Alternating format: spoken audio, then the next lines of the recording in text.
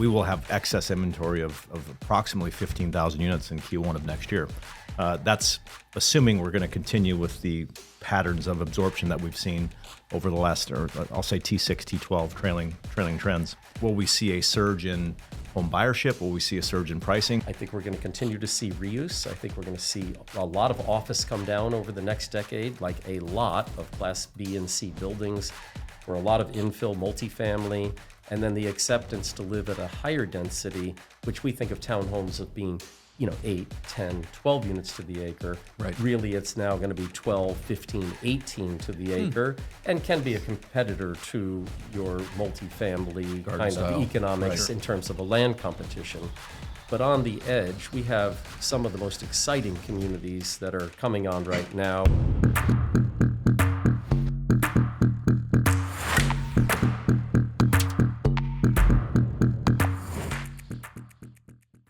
JC, I'm going to take you back 26 years to when I first moved here from Chicago, 1999. I started taking classes at the Arizona School of Real Estate, and they told me the number one rule in real estate is location, location, location. And who better to give us the lay of the land? That's pun intended, by the way. Lay of the land. That's good. Than Greg How long have you Vogel, been thinking about this? CEO and founder of Land Advisors. The legend, Greg Thank Vogel. you so much Yes. for being here. Thanks for having me. Thank Really you so appreciate much. it. We're talking off camera a little bit. I know we'll discuss some of those items, some of those topics here later in our conversation. But you started Land Advisors back in 1987. You're now in 30 different markets. First, let's talk about how you started Land Advisors. Where was the vision? Yeah, it started at an early age. I got out here to go to ASU in 1982, and that summer I ended up with an internship at CBRE. It was called Coldwell Banker at the time. I began in the data bank there, that's what it was called, serving all the office and industrial properties. And they had uniquely data, which was there, but it was in deck writer printers, and we surveyed the entire market and then called every tenant looking for leads for the brokers. It started there. And I was a bit infatuated with the environment and real estate as a potential career. At the same time, I was getting my real estate license at that early age, turning junior at ASU.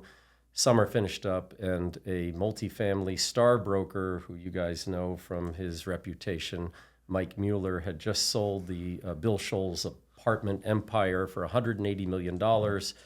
He came across the hall, grabbed me out of a file room, and said, "You're coming with me." That's simple. And I sat down in a conference room, 60 brokers outside the window, and he sat me in front of something that no one else had in 1983, and that was a computer. It was the first Mac. Wow. We began putting every apartment building from the Camrath study into a database. From that database, I began working on VisiCalc spreadsheets. I had old guys behind me, like 40 years old, looking at this screen and saying, "Watch, he's going to change one number and it's going to change everything else."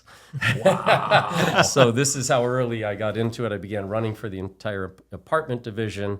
And then the call for the question to CB was, "I'm going to be, a senior here coming up, and I want to know I get a desk." I was already offering memorandums. I was doing, things that were very advanced for my age.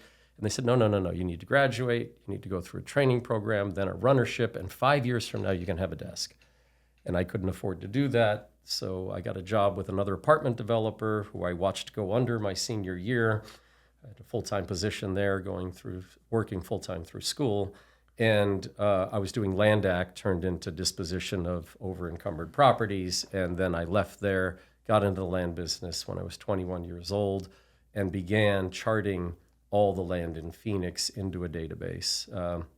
That partnership broke up 2 years later.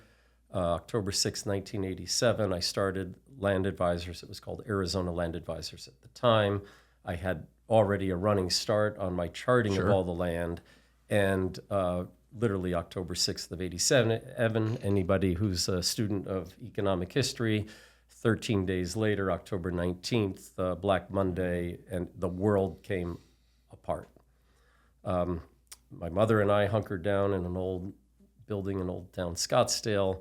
I brought on fraternity brother by fraternity brother, and over the next 3 years, we outlined every piece of land throughout metropolitan Phoenix, not knowing why and when it was going to turn. But 1990, we began our efforts with the FDIC, the RTC, and every bank, and we began to win virtually every major assignment related to the information we had, a computer to boot, which no one had, Sure. and we began charting land. So that was kind of the founding roots of a couple things. One, I noticed at CB, the Coldwell Banker, they were not being collaborative. They were actually fighting internally over even basic things like research, Right. let alone clients. And I thought that's weird. And they weren't putting things into a database. And that became the founding roots of Land Advisors. Put it in the database, work collaboratively. So that was the I love those that was stories. the beginning. I love those stories. Very similar time frame as to Scott and Jeff, and Sure. Scott moving here in the early 80s, and 85 started to put all of this, actually he was doing it in 82, putting all of this data into Excel and workbooks. Yeah. Yeah. Watch this. He's gonna he's changing one number, and it's gonna change everything. That's fantastic. I mean, seriously, that's really, fantastic. really fun. So, Greg, I mentioned earlier that you have grown Land Advisors to 30 different markets currently right now. So, out of those markets that you serve, where are you seeing the highest land transactions, and which market would you say is just slowly inching its way up? Yeah, they're all going through their thing. And Sure. I would say that because we have such a presence in Phoenix and such a big share of the market trade, this has been our flagship office. It continues to produce extremely well. We have a sister company throughout California. And again, the transactions are much larger. They're fewer, but much larger. It's the size of those deals is just by the number. It's the housing price, the residual land, and also some of the scale of the projects we've worked on together there. These are $50, $100, $200 million transactions. But from real vibrancy and ongoing, Houston has been one of our best markets, clearly one of our best markets last year. Dallas is just unrelenting related to the sheer amount of growth. Austin is going through a larger adjustment like Nashville. These were the big in-migration during COVID, the work from home, great places to settle to, and they got over their skis a bit on supply. So they're still going through both house price appreciation and supply of multifamily is more aggravated in those markets as examples. Florida is going to continue to be really good, huge migration, 1,000 people a day still settling into Florida. It's a big state. It's got a big population, so it's spread out where the demand is. Tampa's a little challenged with insurance now. Orlando's still really good. Jacksonville's coming on strong and stronger. Charlotte, amazing, truly amazing. Again, oversupply related. We'll see that theme everywhere across the U.S. related to multifamily. Too much capital, too many stars aligning at the right time. Everybody from amateurs side of build to rent, everybody was going to be that guy. Then you have the folks with real expertise and longevity that were cautious and or we're building more infill. So there's a whole combination of things going on. Boise, another market that's coming on strong, similar to Nashville and Austin in terms of a huge leap in migration, but secondarily house price that got out of control. But they've adjusted pretty quickly. Supply of single family, we could probably talk about, is still tight now, even in some of those markets that were really high boom, adjusted quickly. I want to ask you a follow-up question to that, but I want to, John, ask you, so talking about the Sunbelt states and other markets throughout the country, compare Arizona to everything that Greg just shared as far as the ones that are really showing some promising activities. Well, I think, we have the multifamily lens, of course. So I think when you look at single family for sale supply, I think we're sitting today at around 4 months. I would say that I would argue we are undersupplied as a single family market as a whole, specifically if you get into the nuances of which submarkets need more housing, but being offset by the sheer supply excess of multifamily. Yeah. So delivering just over 20,000 units last year, we'll deliver about 25,000 units this year. we will have excess inventory of approximately 15,000 units in Q1 of next year. That's assuming we're going to continue with the patterns of absorption that we've seen over the last, or I'll say T6, T12 trailing trends. So I think when you look at, will we see a surge in home buyership? Will we see a surge in pricing? What I don't see is, people talk often, I'll say the novice folks will say, hey, is there going to be a housing crash on the single family side? And I'm like, absolutely not. Right. Not any time, in the next 12, 24, 36 months. There's just not enough supply. So I think there's a lot of noise in the market because of the multifamily supply. Sure. And the undercurrent of having a single family shortage for many, many decades. Sure. Yeah, I'd snap onto the crash idea, and what we've run into now is just a replacement cost issue. Mm-hmm. When you add up what it costs between horizontal development, permits, fees, interest carry, longevity to get to shovel ready, the vertical costs still been aggravatingly stubborn without really much savings. A little bit has been reported. We just have a replacement cost that is at this, we'll call it the floor of what you can actually build something for. Right. And that is different than the last time where we got well ahead of replacement cost and then we went way below replacement cost because of sheer wild amounts of oversupply. I don't see any of those conditions in the coming years. The follow-up question is, you mentioned, of course, Houston, Dallas, Austin, Jacksonville, Charlotte. How do natural disasters, how does that not play a bigger role in the growth? I mean, everything that we've seen over the past couple of years, just the tragedy of most people and what they've lost, what they've had to endure. Yes, so most of the areas you mentioned, very, very little. Houston has too much water, and they've dealt with drainage in a very smart way, and partly now due to extreme forms of regulation around drainage, and it's all about drainage in Houston. Mm-hmm. Most of what you see flood or the disasters that are occurring are in older neighborhoods, antiquated construction, not resilient, let's just put it that way. Understood. Yeah. Where very little of the product built since 2000 actually had much in the way of issues. It was the historic way of where we built, how we built, what we built. If you look to Tampa, if it's coastal, you've got real issues related to insurance and predated construction, like the timeframes before 2000, before all the standards were in place. You do have issues in destruction. You have areas that are literally underwater. But if you look at most of Tampa, any of the new construction and where it's occurring, it's not as dangerous, let's say, but everybody's being put under this mispriced insurance issue, which is occurring across the entire country, even here. Mm-hmm.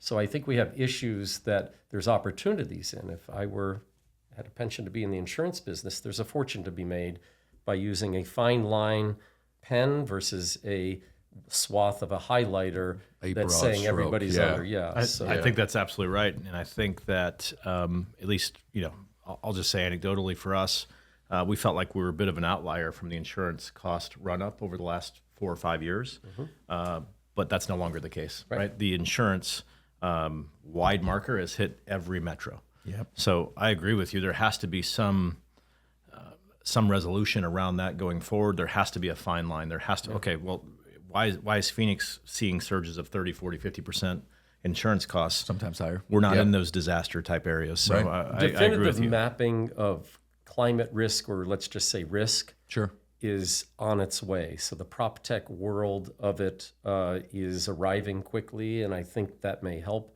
And then, where's Warren Buffett when you need him? I mean, we do need the Geico of, we'll call it housing insurance, and it like I say, it's wildly mispriced right now. You guys both touched on the single family for sale market.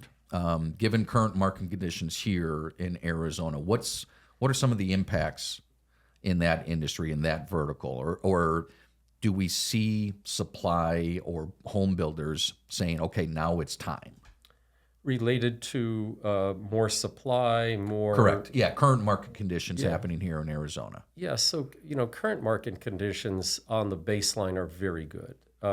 Related to our in-migration, our natural growth, our demand for housing. People want to be here. People want to be here. But it's nothing like the past cycles where we were doing 30 and 40,000 permits single family wise on the norm and 6-ish thousand multifamily, except for the aberrations that had occurred, and partly due to capital cycles. Right. We got out of control related to capital, related to the financial crisis and the underpinnings of easy mortgages, right? So we built 20,000 or 30,000 more houses than there was actual demand for. We never did that in single family. We did that in multifamily in 1984, trying to get ahead of the tax law. Tell me if I'm correct, but 36,000 or so apartment units permitted in a Over town. 20,000, 84, 85, 86. Okay, yeah, I mean, with a third of the population we have now. So we haven't seen those aberrations occur. But all in, there's strong demand. It's challenged by interest rates, builders having to offer incentives and incentives Buy-downs. more, Yep. up above, double digit now in terms of total incentives, yet still getting decent margins. So the market is good. The biggest shift has been the shift from 15 years ago, 20 years ago, where there was very healthy private builders here doing large volumes. That now has changed dramatically, and it's changed market by market. Tucson is 90%, 95% public builders. I take probably some of the responsibility for that because we moved them there, but now they're truly dominating our market here. If you go to Vegas, again, it's 90% public builders. So when we look at that scale, we're really affected by the blessing, not really curse, but of public markets. And now, just very quickly, related to land and housing, the lot banking industry has become completely institutionalized. The billions that are available to get home builders to land light strategies is really amazing. And it has amazing impacts on the land environment, on stock, on how stocks are valued now toward a return on assets versus purely a gross margin and revenue play. And so all this is shifting very, very quickly, net positive for our owners of land and master plan communities. Right. The liquidity is there. The challenge is still, how do we make it work in terms of true financial metrics, and what can we project in price and pace? JC, Greg, of course, is just touching on several different things that have happened, shifts within the market specific to single-family builders, master plan developers as well over the past 5 years, of course. Do you see that changing moving forward here in Arizona?